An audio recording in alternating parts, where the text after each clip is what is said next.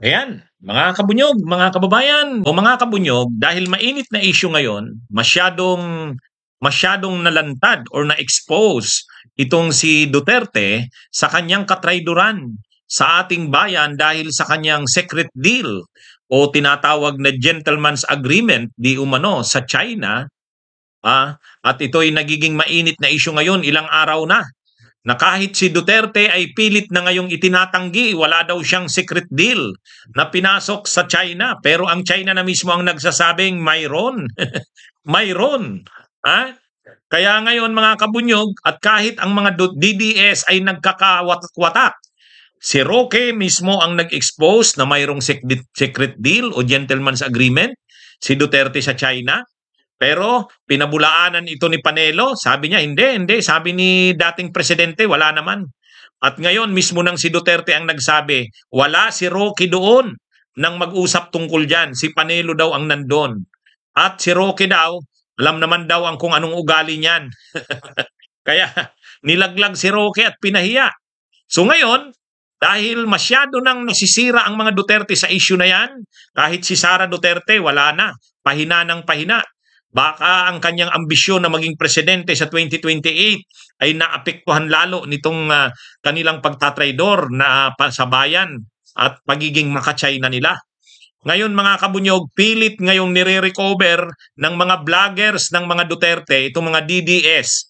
Ayan, nakikita nyo dyan sa picture, pati si Victor Rodriguez na dating executive secretary ni Marcos, sumasama na kila Duterte para ipagtanggol ang mga Duterte lalo sa isyong ito ng pagtatraydor sa China. Ngayon, ang narrative naman nila, hindi daw si Duterte ang may secret deal sa China. Si Marcos Jr. daw mismo ang may secret deal. At ang secret deal daw na ito ay sa US. Ang may secret deal daw ay si Marcos Jr., hindi si Duterte. At ang secret deal daw na ito ay secret deal sa US. Itong secret deal daw na ito ang magdadala sa bansa sa kapahamakan kasi dinadala daw tayo ni Marcos sa giyera. Yan ang sinasabi ng mga DDS ngayon. Sasagutin natin yan mga kabunyog maya-maya. Alam nyo, ganyan na ngayon ang nagiging ganyan naman ngayon ang pang-counter ng mga DDS. Kasi nga, masyado silang nasira dyan sa issue na yan sa China, dyan sa gentleman's agreement. Binabaliktad nila ngayon. Binabaliktad nila. Ang pinapalabas nila, si Marcos Jr. daw ang may secret deal sa US.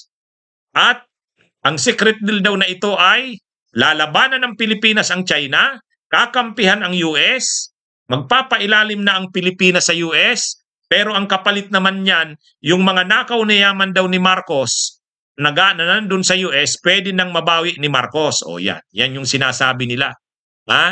Yan yung sinasabi nila Badoy, nila Celes, nila nila Vic Rodriguez. Yan daw ang secret deal ni Marcos. Kaya si Marcos daw nakaapat na balik na sa Amerika. Ang dahilan daw niyan, nakikipag-usap kay Biden, ang usapan daw, lalabanan ng Pilipinas na ang China, kakampi na ang Pilipinas at ang US, hindi na sa China, at ang kapalit daw niyan, yung mga ninakaw ni Marcos na mga yaman na nandun sa US, marirecover na ni Marcos. Yan daw ang secret deal.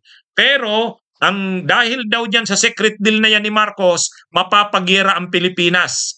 Kaya yan daw ang katrayduran ni Marcos sa atin ngayon. O yan Yan mga kabunyog. Anong masasabi nyo dyan? O sabi ni Erwin Varela, mga balasubas ang mga DDS nito. Yan. Yan naman ngayon mga kabunyog ang nila. Kumbaga yan naman ngayon ang kanilang kinakalat na narrative. Ito, pakinggan nyo ang mga sinabi nila. Sas and Eric and I were talking about yung pag-flip-flop niya sa foreign policy, no? Ang maugong na rason dito, no? Kasi marami kaming resibo sa kanya na video na he outrightly says, no, na pag bumahing ang China at US, mawawala sa mapa ang Pilipinas. So alam niya na dinadala niya tayo sa kamatayan. No, and ang maugong na balita dito kung bakit nag-flip-flop siya, kasi the US, they got into an agreement, a secret agreement. Siya pala yung may secret agreement, no? Kaya to agree to whatever the US wants, in exchange for the US unfreezing the accounts of the Marcos stolen wealth, money that they stole from the Filipino people. And this, indeed, to me, is what the character of Bongbong Marcos is. He is a traitor to his own country. Ipagpapalit niya tayo dun sa 30 pieces of silver niya. So attorney, ito pala yun, yung galit na, he's horrified. Sinasabi niya, he claims to be horrified by that secret agreement of PRRD that brought us peace and prosperity, not just in our country, but in the entire region. No? Yet he himself is hurtling us towards war, and we want to demand, we demand from this president to divulge to us what that secret agreement he had with the US. Bakit siya nag-flip-flop? Yes, Attorney Vic, that is very sensitive. The amount of the properties na gusto nilang So nakita niyo mga kabunyog, ang kanilang narrative naman ngayon, matindi ito. Sabi ni, you are horrible, Lorraine, sabi ni Inday Kuala. Actually, yan naman ngayon yung kanilang yan naman na yung kanilang kinakalat ngayon. Kumbaga yan naman ngayon ang narrative nila. Yan ang pang-counter nila. Alam nyo, matindi ngayon mga kabunyog ang labanan ng Marcos at Duterte. Kaya pag ang Duterte ay nasisira talaga sa tao, lalo na dito sa issue ng gentleman's agreement na to, dito sa issue ng pag-traidor sa Pilipinas, ngayon, ang pang-counter nila ngayon, ang sinasabi nila, si Marcos daw ang may patraidor na agreement o secret deal. Kasi si Marcos daw, nakipagkasundo na sa US. No? Yan ang kanilang narrative ngayon mga kabunyog. Kaya yung social media nila, ganyan naman ngayon ang kinakalat. Sigurado ganyan na rin sila Gadon, hindi si Gadon, si Glenn Chong, si Maharlika, yan. Ganyan na po ang kanilang magiging narrative niyan. Ang sinasabi nila, hindi si Duterte ang may secret deal o gentleman's agreement. Si Marcos ang may secret deal. Hindi si Duterte ang traidor, si Marcos ang traidor. Ang kausap ni Marcos ay Amerika. Ang usapan nila, aalis na ang Pilipinas sa China, papunta na ng Amerika.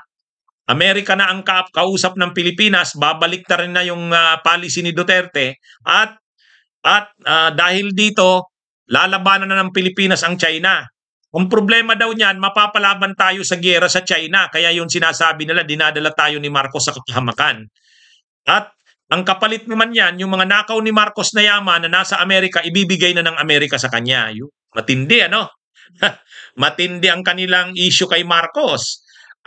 Kaya itong si Marcos Jr., dapat wag niya ng marami pa kasing mga tinitimbang si Marcos Jr. dito kila Duterte. Halimbawa, pagdating sa ICC, ang ginagawa ni Marcos, sabi niya, walang jurisdiction sa atin ang ICC. Dapat pagbalik dito ni Marcos Jr., pag-isipan niya na yan. Pag-isipan niya na yan. Kung gusto ni Marcos na si Duterte ay mapanagot sa mga krimen niya, ICC lang ang makakapaningil kay Duterte niyan. Di ba?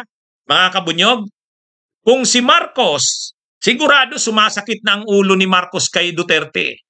Tulad ngayon, ang dami na namang mga pagmumura, mga ginagawa si Duterte kontra kay Marcos. Ang daming mga banta.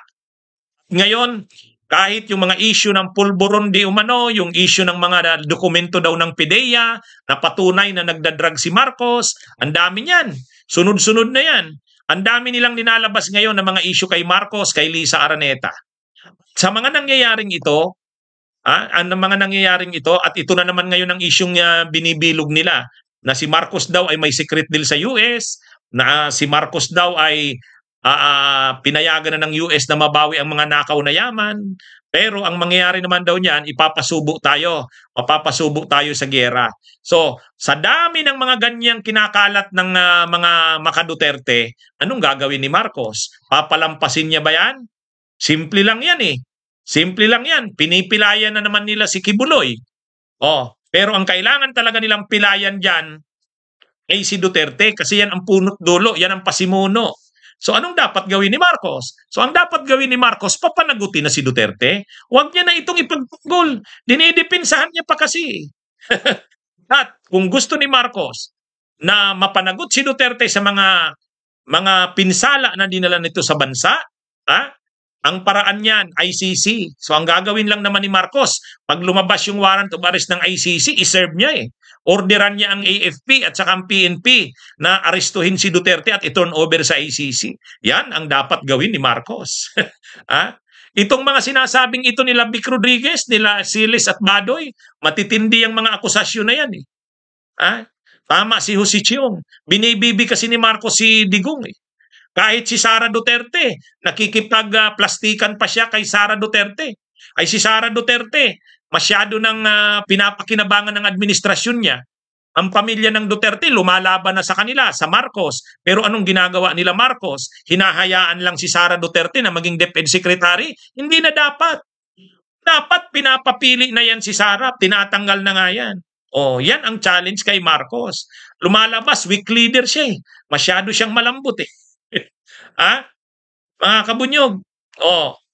Sabi ni Bonifacio Bayani, takot kasi kay Dutai si PBBM. Oo nga eh.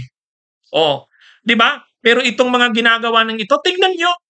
Yung mga fake news na yan at disinformation na kinakalat nila Celes, nila Badoy, itong mga ito. Sama-sama na sila ngayon sa pag-atake sa administrasyon ni Marcos. Ano yan? Grabe yan. Mabuti na nga lang tayo kahit hindi naman tayo makamarcos. Hindi tayo makamarcos, hindi tayo tagapagtanggol ni Marcos. Pero mali din itong mga sinasabi nito, nila Badoy, nila Vic Rodriguez, nila Celes, hindi naman totoo yan. Masyadong ano yan. Maka-China kasi yung mga yan eh. Ay tinatamaan si Duterte sa issue ng China. Si Sara Duterte nasisira na sa issue ng China. Baka pag nag-eleksyon pa sa May 2025, sila Bato, sila Bongo, sila Tolentino, sila Amy Marcos hindi manalo dahil sa issue ng China. So ang ginagawa nila ngayon, nagki-create sila ngayon ng ibang narratives. Tinatakot nila ang mamamayang Pilipino. Paano nila tinatakot? Pinapalabas nila na tayo'y dinadala daw ni Marcos sa giyera. Sino ba? Sino ba ang nagpapasimula ng gulo sa West Philippine Sea? Tayo? Hindi. China. China. Kaya lang naman tayo lumalapit sa ating mga kaibigan sa mga multilateral na alyansa para may katulong tayo sa paglaban sa China. Pero hindi yun pagdala sa giyera. Sino ba naman ang gusto sa giyera? Kaya lang tinatakot tayo ng mga ito. Itong mga DDS na to, sila Badoy, sila Celes, sila Vic Rodriguez, sila Sasasot, lahat yan, pati sila Banat Bay, lahat, pati si Maharlika, sila Glenn Chong, lahat yan. Nagkakalat ng kasinungalingan at fake news. Sa totoo lang, hindi ko pinagtatanggol si Marcos. Pero sa mga nangyayari kasing ito, pag si Marcos hindi pa rin gumalaw, wala. Talagang aatakihin siya ng atakihin ni Duterte. Malinaw na yung mga sinabi ni Duterte. Sabi ni Duterte, wag niyo akong galitin. Di ba? Ganun ang mga sabi ni Duterte nung isang gabi. Kaya dapat si Marcos magising na siya. Magising na siya. At ang pinakaalas niya dyan na gamit, ang pinaka-leverage niya kay Duterte, ICC. ICC. Yan. Ang problema, baka lumabas ang warrant of arrest ng ICC, hindi pa rin tanggapin ni Marcos na may jurisdiction ng ICC. Pag ganun ang stand niya, wala. Wala yan. Kahit ako, hihina ang tiwala ko sa kanya kapag ganyan. 'Di ba? Kasi anytime, mga May or June, lalabas ang warrant of arrest ng ICC. Pag lumabas ang warrant of arrest ng ICC, tapos ang stand pa rin ni Marcos, sasabihin niya, sorry, pero hindi namin ipapatupad itong warrant of arrest. Walang jurisdiction ng ICC. Wala. Wala na yan. Sasayangin ni Marcos ang napakalaking alas niya na magagamit niya laban sa Duterte. Di ba? Tulad ngayon, no? Na tinitira na siya ng mga DDS, ng mga Duterte. Pati si Victor Rodriguez, kasama na sa mga umaatake araw-araw sa kanya. Dati niya yung executive secretary, dati niyang abogado yan. Mga kabunyog, di ba? Mga kababayan. Kung kaya niyang pilayan si Kibuloy, kung kaya nilang ipasarang Seminay, si Duterte mismo ang dapat nilang ikumpronta. Yan ang totoo dyan. Okay? Sige, mga kabunyog, mga kababayan, sana makarating itong ating sa mga supporters ni Marcos. Ipaabot nyo itong unsolicited advice. Hindi naman ako advisor ni Marcos. Sino ba naman ako? Pero ganyan ang nakikita natin. Kasi minomonitor natin ang ginagawa ng mga DDS ngayon. Talagang todo-todo ang opensiba nila. Todo-todo ang opensiba nila. Kung hindi pa yan napapansin nila Marcos, ewan ko na lang. Okay, sige mga kabunyog, mga kababayan, mabuhay po tayo. Bunyog, bunyog, halikan na kasama ka. Bunyog, kapag buklod ay may pag-asa. Luzon, Visayas, Mindanao, isa ang pananaw. Sa bagong Pilipinas ang bunyog isisigaw. Bunyog.